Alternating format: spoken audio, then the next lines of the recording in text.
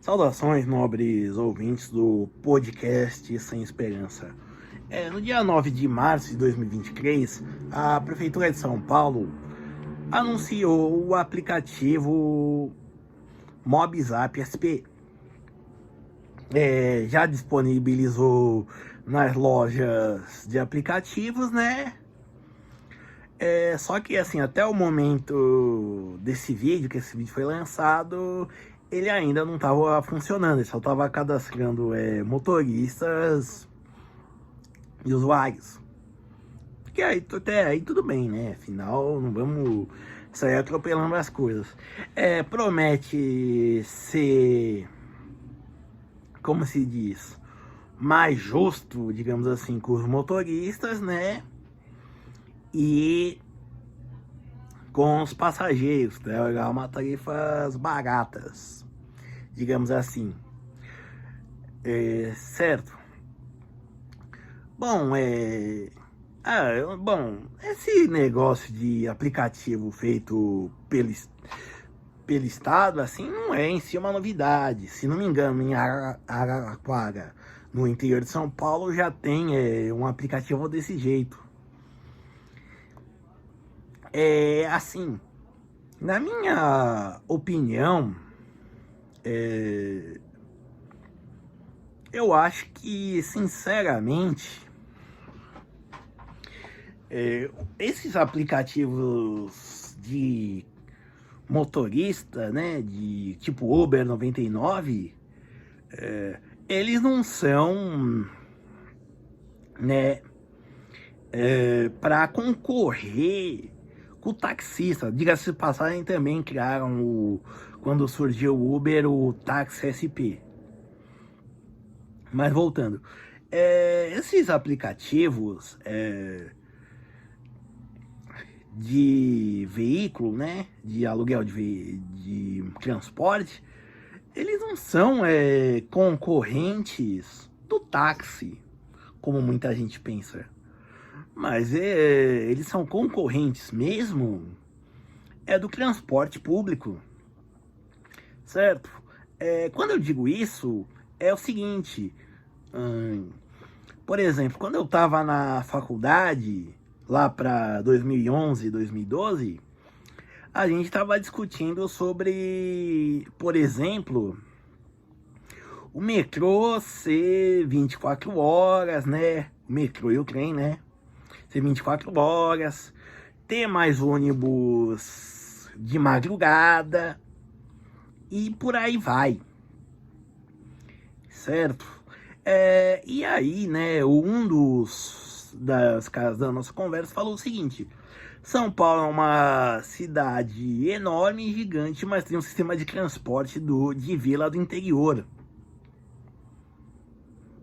E eu pensei, tem razão. Aí, né, lá pra 2014, eu fui passar um tempo no Rio de Janeiro. E assim, aí eu pensei, eu peguei o trem na Central do Brasil num domingo e era o último trem que ia lá pra Zona Norte, né, às 8h30. Então, assim, além de... Se nas grandes cidades, nas capitais, já está complicado o sistema de transporte coletivo, então assim, nesse sentido que eu vejo que esses aplicativos de transporte concorrem, certo? Que nem tem o Uber Pool, né, por exemplo, que você racha a corrida, né, com algumas pessoas, não sei quantas, né? Acho que são 3 passageiros, então acho que é com 3 pessoas, né? E aí, assim, dependendo, pode sair em conta, né? Digo isso porque, assim, que nem de final de semana, por exemplo, o ônibus é de hora em hora. Assim, e aí, assim, se você não mora no centro da cidade, por exemplo,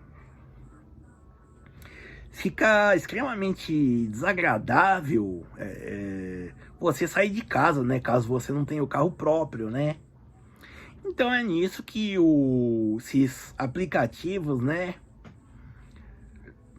concorrem, é para suprir a demanda por transporte, né, das pessoas, certo? Então, assim, não vou dizer que seja melhor ou pior, né? Mas assim, a questão mesmo é que esses carros de aplicativos, eles não concorrem com um taxista, eles concorrem com o transporte público, certo? É que nem assim, a pessoa vai fazer compra no sábado, ela vai ter que esperar 1 hora por um ônibus se ela não tiver carro. E aí imagina só, ou então você pagar preços extorsivos assim dos taxistas que ficam lá perto dos mercados, né? Então assim, por isso que eu acredito que esses aplicativos, né, sejam concorrentes mesmo com o transporte público, né? Conversando com pessoas, por exemplo, de outras capitais, como Fortaleza, Recife também. E dizem que durante a semana mesmo, dá 10 horas da noite, não tem mais ônibus, por exemplo.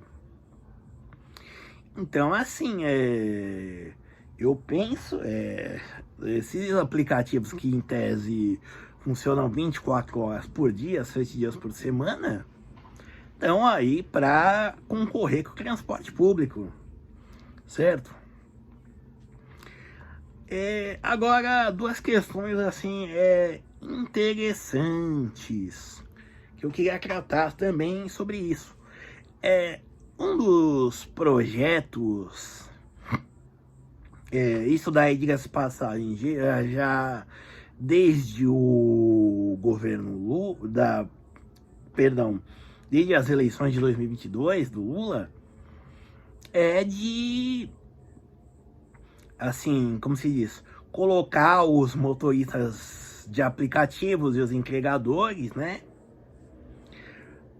para contribuir para a Previdência, certo? Assim, minha opinião, eu acho que isso daí vai mais aumentar a corrupção. Quando eu digo isso, que vai ter mais, por exemplo, motorista fazendo por fora, né, e por aí vai, né, para não ter que pagar taxa, ou então isso daí vai espantar as empresas, né.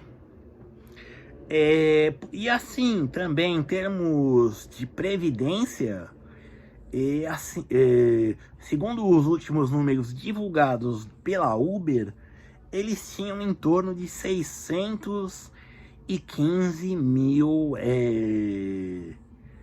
motoristas cadastrados, certo? Em todo o Brasil.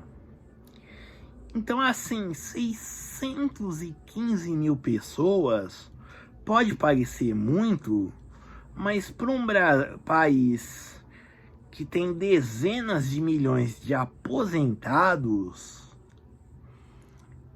eu acho que não vai. E mais, além de que tá com uma população que está envelhecendo, né? Eu acho que não vai fazer grandes efeitos mesmo, certo? Que nem, por exemplo, tem gente que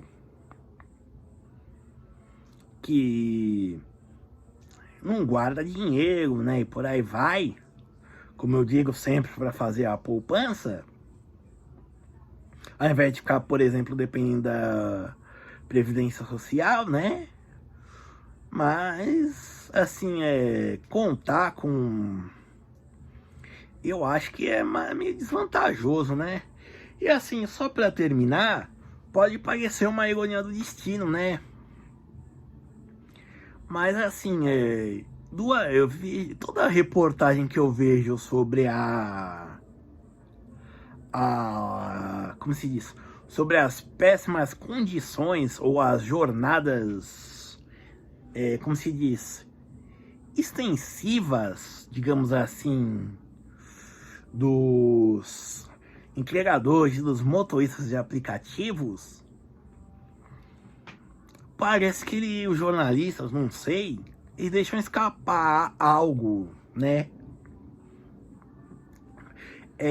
Que assim, por exemplo, numa matéria eu vi um casal que assim, o motorista dirige durante o período da noite e a mulher dirige durante o período da tarde, né?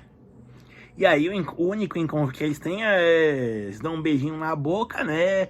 Desejam boa sorte pro outro que vai assumir o carro, né? E aí ficam rodando praticamente 24 horas por dia, né? E aí falava, era cansativo, tudo mais. Mas assim, falava, olha, a gente tá tendo até uma renda boa, dá pra viver tranquilamente, a gente tá construindo nossa casa, né? E uma outra dos entregadores, né, de aplicativos, um dos entrevistados disse o seguinte, eu quando decido tirar uma folga, eu fico em casa e aí eu penso, nossa, eu poderia estar ganhando dinheiro agora, né? Tô fazendo nada.